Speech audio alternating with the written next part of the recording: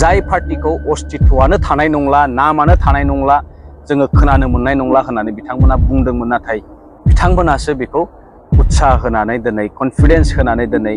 गोख्रोंसिन खालामनायाव सहाय खालामदों होननानै आं सानो सोलायनाय लाबोदोंमोन परिबर्तन लाबोदोंमोन दा बेफोर एजेन्डाया थारैनो मंगल ग्रहनिसो एजेन्डा मात्र दङ भटखौ होनो थाखाय गावनि बेसेन गोसा भटखौ होनो थाखाय नाथाय बिथांमोनखौ खोनाबावदों दिल्लीयाव थांनानै इलेक्शननि डेटफोरखौ फावसायनांगौनि थाखाय दाबि दैखांहैबाय थानाय मानगोनां प्रमद बर' सारनि जि एजेन्डा मंगल ग्रहनि जि एजेन्डा लानानै जि खामानि मावनाय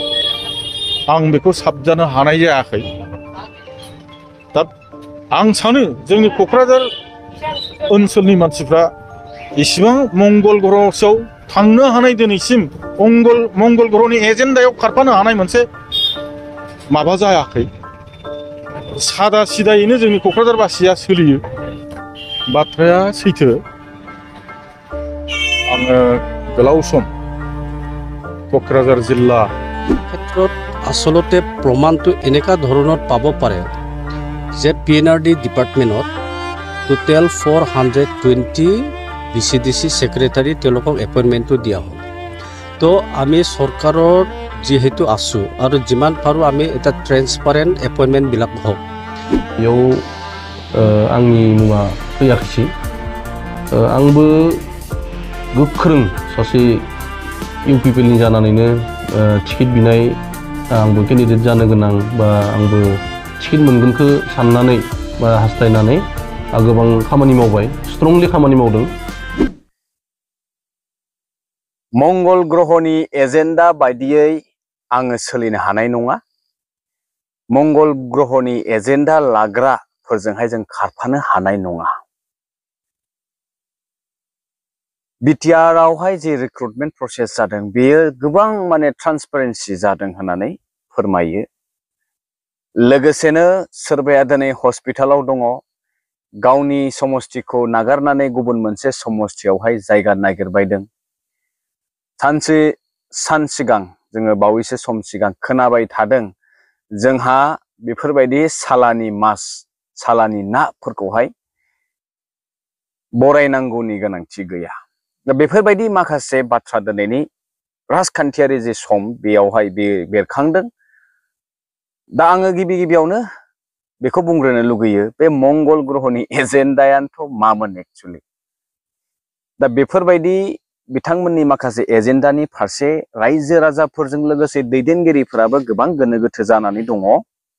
बेखौ स्पष्ट फोरमायदों बुद्धदेब बिथाङा जायनाखि इउपिपिएल हानजानि गोख्रों दैदेनगिरिमोन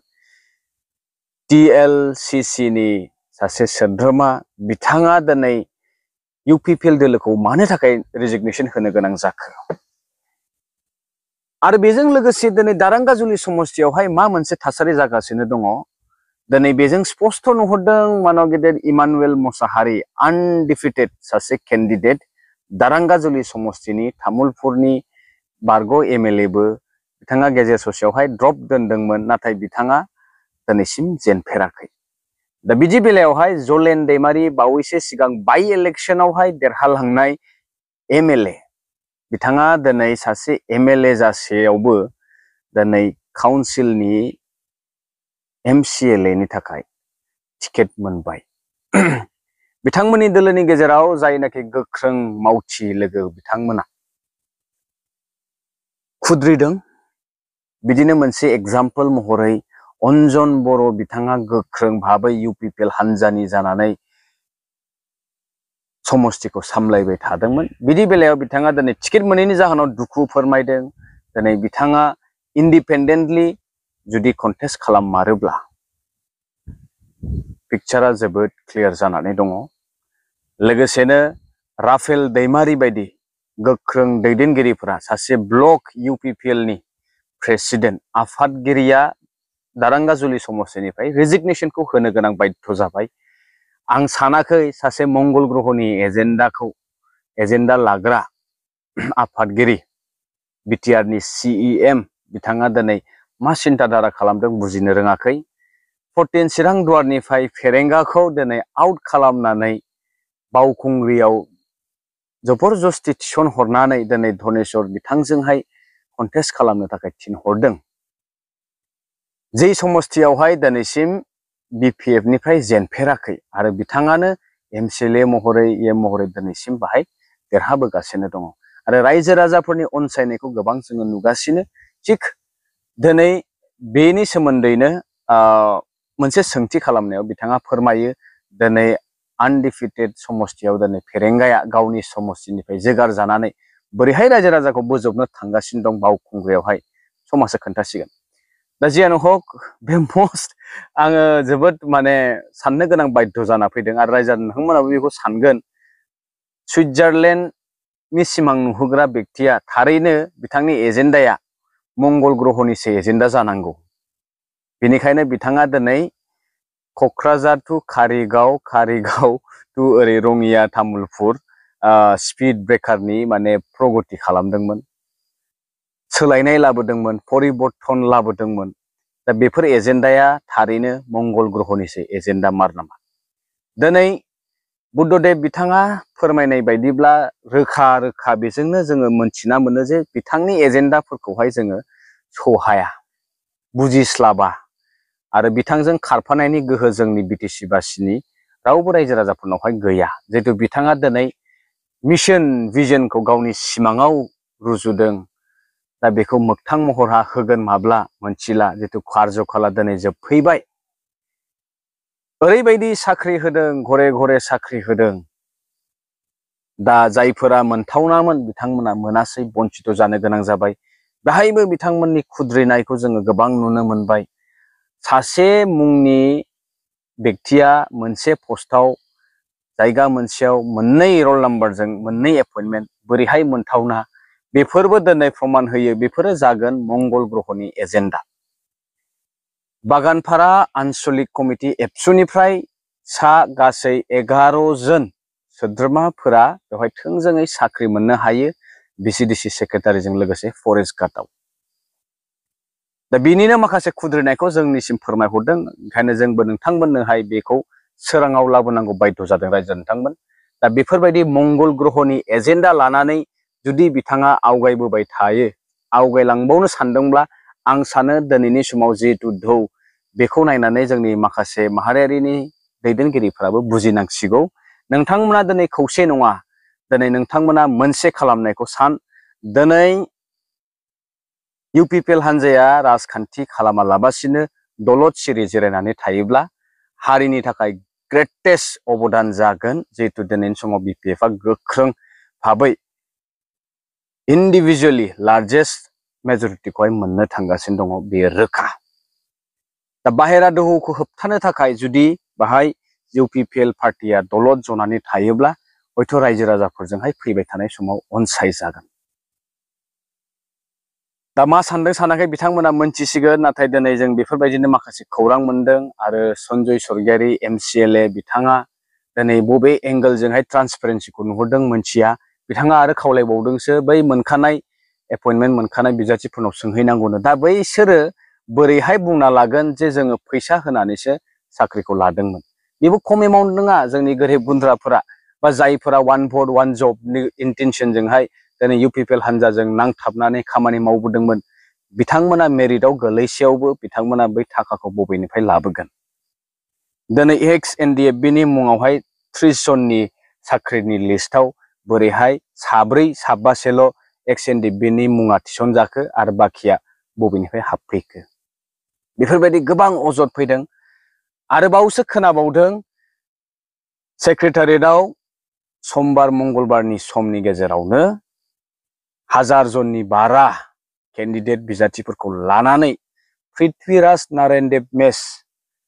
बिथाङा हुमखि होदों डाइरेक्ट चेलेन्ज खालामदों धरना होनायनि बाथ्रा बिथाङा बुंदों आरो प्रमद बर' बिथांखौ डाउन डाउन स्ल'गानजोंहाय धरना खालामनायनि हुमखि होदों दा हाइकर्टआवबो केस खालामनो थाखाय चेलेन्ज खालामदों दा बेफोरबायदि थासारिजों आं सानाखै दिनै प्रमद बर' बिथाङा सासे मिशनारि भिजनारि लिडार जानो समायदोंमोन बा बिथाङा लिडारशिपखौहाय पलिटिकेलि लानायनि सम जाथ'वाखैमोन नामा होननानै आङो बुंनो सानो दा रायजो नोंथांमोना गोनो गोथो जायालाबासिनो बै लामा लामा फ्लेग गायथिंनायखौ नोजोर होआलाबासिनो थोंजोङै दिनै बबे दिगजों खारगासिनो दङ दिनै बिटिसिआव राजखान्थियारिनि सेन्टिमेन्टजों नङा दिनै बिटिसिनि रैखाथिनि थाखाय दिनै बयबो ग्लोब ग्लोब ओंखारबोदों जिहेतु जोङो बावैसो सम सिगां खोनाबाय गोबां डिबेट जाबाय कन्ट्रोभार्सि जाबाय बेनि फारसे माबायदि गोख्रों एक्शन लानांगौमोन बेखौ लानाय नुवाखै जायनि जाहोनाव रायजो राजाफ्रा दिनै बुजिनांगौ गोनांथि गैला गासिबो रोखा रोखा जाजोबखाबाय फोरमायनांगौ गैला दिनै समखौ नेनानै दङ बिसायख'थिनि दिन थारिख फिक्स खालामनाय लोगो लोगो रायजोफोरा रेडि जानानै दङ भटखौ होनो थाखाय गावनि बेसेन गोसा भटखौ होनो थाखाय नाथाय बिथांमोनखौ खोनाबावदों दिल्लीयाव थांनानै इलेक्शननि डेटफोरखौ फावसायनांगौनि थाखाय दाबि दैखांहैबाय थानाय नैबेफोरबो दिनै सोराङाव फैदों दा बिथांमोना थोंजोङै चेलेन्ज खालामनो गिबाय आरोबाव गेजेर ससेयाव जोङो बिथांमोनखौ एलायन्सआव गैला बिजेपिजों होननानै मोनथिसेयावबो बिथांमोना बेखौ गनायनोहाय गोब्राब मोनदोंमोन दिनै बियो गासिबो क्लियार जाबाय दिनै बयबो आलादायै कन्टेस्ट खालामनो थांगासिनो दं थेवब्लाबो बिथांमोना दिनैसिम बिजेपिखौ बायदिसिना नारसिननानै सेन्ट्रेलाव स्टेटआव नारसिननानै दुंहाव मोनसे थासारि सोमजिनो हागौ बायदिसिना माने बेफोरबायदि फर्मुलाजोंहाय आवगायनो सानदों दिल्लीयाव थांनानै डेटखौ फावसायनो सानदों नाथाय बेफोरो गासिबो फेलें जालांगोन दिनै बिथांमोननि 18था लिस्ट फोसावनाय लोगो लोगो बिथांमोननि पार्टिनि गेजेरावनो बहाबा फ्लेग सावथिंनाय जाबखो जाबखो फ्लेगखौ सावनानै गावसिनिनो बिजाथिनि फारसे स्ल'गान होफिननायखौ जोङो खोनाबाय दा बिथांमोननि अबस्थाया जोबोद गाज्रि आरो जोबोद दुखुनांथाव निश्चय दिनै फेरेंगा साराबो हस्पिटालावसो दंनो बिजाथि फोसावजाखांनायनि उनाव बिथांखौ दिनैसिम रायजो राजा बरायनो मोनाखै बरायगोनबो बोरै दिनै बावखुंग्रियाव नुबाय ग्लोब ग्लोब बिपिएफ हानजायावसो जगदान होफैनायखौ जोङो नुगासिनो दङ दा बेफोरबायदि बयबो वान सेन्टिमेन्टजों बिटिसिनि सार्थआव दिनै ओंखारदों गासिबो रायजो राजाफोरा दिनै बुजिनो हमफिनबाय बे 5 बोसोराव प्रतिश्रुति होनाया दिनै गासिबो फैमाल जालांबाय दिनै रोखा रोखा फोरमान मोनबाय दिनै बिथांमोना खुगाजों मिडियानि गेजेरजों गोबां ससियेल मिडियानि सोर्सजोंहाय फोसावदिंबायदोंमोन नाथाय बिथांमोना गासिबो बिथिङाव फेलें जादों दा दिनै नैबे एट प्रेजेन्ट नोंथांमोना जि थासारि नुदों बेनो सैथो रायजो नोंथांमोन एबसलिउट मेजरिटिया मोननो थांगासिनो दङ जाय पार्टिखौ अस्तित्वआनो थानाय नंला नामानो थानाय नंला जोङो खोनानो मोननाय नंला होननानै बिथांमोना बुंदोंमोन नाथाय बिथांमोनासो बेखौ उत्साह होनानै दिनै कनफिडेन्स होनानै दिनै गोख्रोंसिन खालामनायाव सहाय खालामदों होननानै आं सानो जायनि जाहोनाव दिनै बिपिएफआ मोनसे स्ट्रं रिजनेल पार्टि हिसाबै दिनै जोंनि बिटिसि हालाम आरो आसामावनो दिनै रिंखांदों दा नंखायनो रायजो नोंथांमोन आं बांद्राय गोबाव बुंनो सानाखै आङो दंफैयो न'आवहाय बारियाव एसे गोजोन बारहावा जानो थाखाय दिनै दान्दिसे सम जिरायदों लोगो मोनबावसिगोन नोंथांमोनजों नेक्स्ट भिडिअ टिल देन स्टे टिउन बाय